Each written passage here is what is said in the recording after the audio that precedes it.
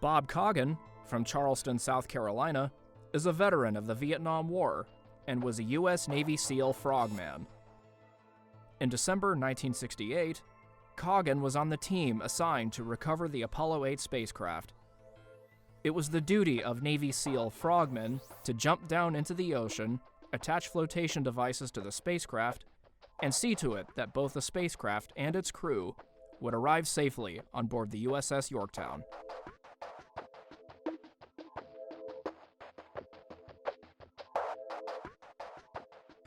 Well, I was into diving early out of Columbia, South Carolina, and that's where I learned scuba diving first, and then it was just a natural thing to, if you were going to go in the service, to go into the Navy, you know, and do that with the underwater demolition team.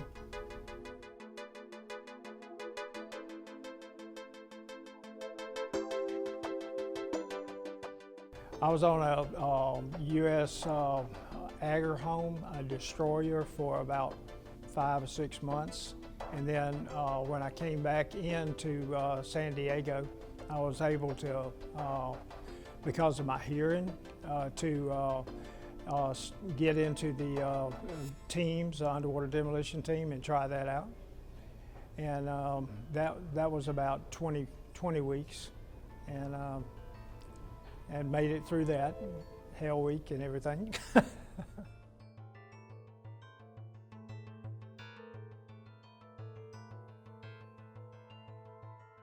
Oh, there was a lot of protests and stuff going on with the Vietnam War.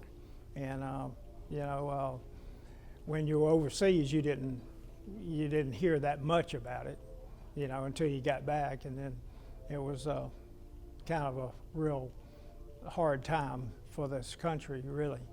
So as they said on that Apollo mission, that was a good thing, that it really kind of helped the country out a lot.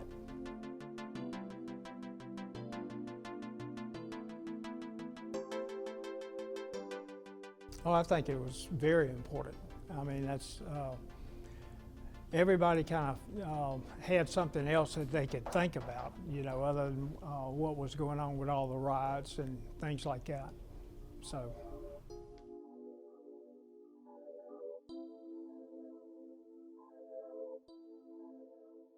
Oh, for sure. Yeah, there's a lot of people have written books about how that saved, you know, the nation, you know, somewhat, you know, at that time.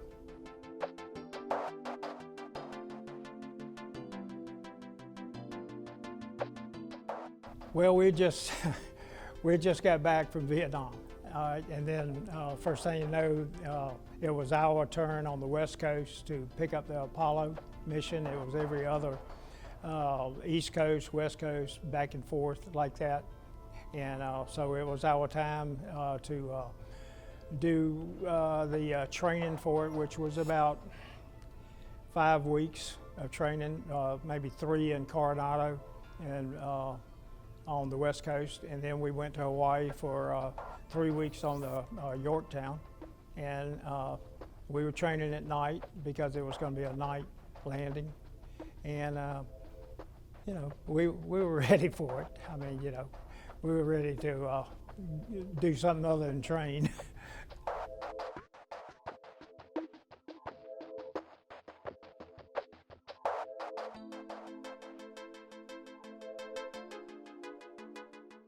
Well, it's a lot of working out of helicopters and working at night, because you know, picking up what you know, capsules that they had around that area that were not real capsules; they were boiler plates, what they call them. And we did that, and until we went over to you know, Hawaii, and flew out to the ship, and then. Actually, after the 27th of December, we flew back into Hawaii and then back to the States and went on vacation.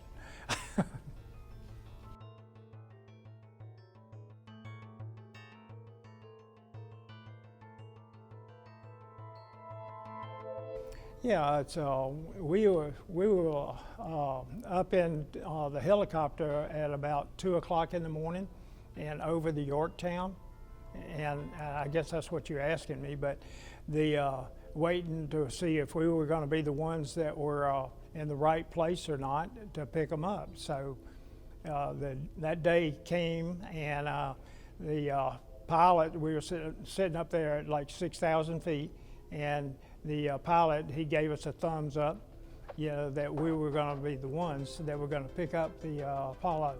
And the next thing that we saw was they were actually burning off retro rocket fuel so that it wouldn't get on the frogmen in the water. There was the belief that that could be burning us in the water, even though we had wetsuits on. So, and if you ever wanted to lose weight, go and do something like that with the wetsuits out there in 85-degree water temperature. And as we were coming down, and the capsule was right in front of us, on the side of the helicopter, and they lit the fuel on fire, and it was so bright, it was illuminating the parachutes bright orange color, and so was the spacecraft, all lit. Well, we were so shocked at what we were looking at. It was only 50 yards from us, and we were down below it and going down with it, and all of these flames were lighting everything around on fire, and we all had cameras around our necks, and we didn't even take pictures. And because we were just shocked at what we were seeing. And it didn't last but about 15 seconds. But what we're trying to do is we've got an artist that's going to copy these on an oil painting as close as we can, and then hopefully give them to the astronauts. So that was about it.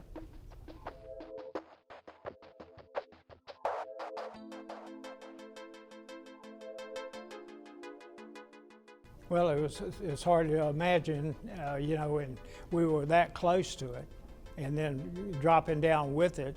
And then what I understand, and we didn't get to see this because the helicopter was flying right at the splashdown, and it's still dark. And actually, the capsule turned over on its side. It was in the water, and then that's why they inflated those 3 big balloons to make it come back upright. And we'd like to have seen it, but we were just in the wrong direction, because the helicopter was, the people up driving the helicopter could see it, but we couldn't. But so we were waiting around for another couple of hours before it was getting light enough that we could go over there and actually put the collar and everything on it. And the newscast, they were saying that the reason they're not going in the water is because the sharks are all over the place. But the press was really trying to get enough light to take good pictures.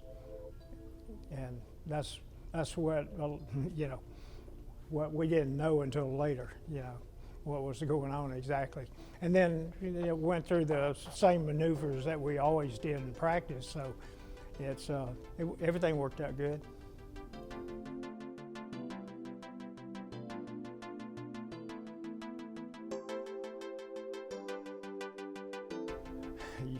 You're talking about sharks, of course. Well, we had one. I was in the water, and I was pulling up what we had, like a parachute that would go around the capsule, and I was putting it back in a bag, and I could see the shark way below us, and the water was clear, real clear. I mean, you could swim to the Yorktown halfway from, and you could see the bow and the stern of the Yorktown. It was that clear. So the shark looked like it was about like that, and he turned out to be 12 foot, and he was white tip, and if a shark could be pretty, he was pretty, but nobody was going to get any closer than they had to. So I hollered over and told the other two guys that were in the water and that we got company over there. Probably didn't use that same tone of voice, but anyway, so I swam over there to them to give the shark another choice. And then one of them, the officer, he jumped into the Billy Pugh net with me, and we went up, and the other helicopter came in and picked up the other guy, and the shark was under his basket. But he was just curious, I guess. Nobody got hurt.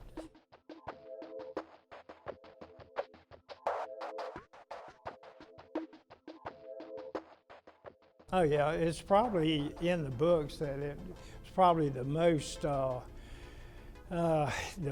everything went right. And that was not only Lovell, but all three were saying, you know, that it was just perfect. Everything went right, and they couldn't believe it. They were so happy to be back and out of that capsule. In fact, Frank Borman, and all of the astronauts, they were great. They signed autographs and they did everything. They even let us go inside the capsule, sitting right at the door of it, but inside of it, just sitting there.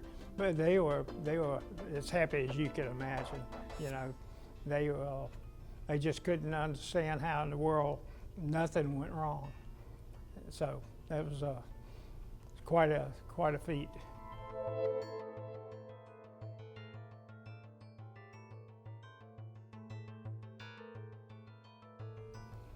Well, the only other one was 11, but I wasn't on it.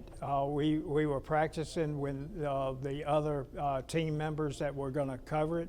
See, it was either the East Coast or the West Coast, and we had the even Apollo numbers, and the West Coast had the other.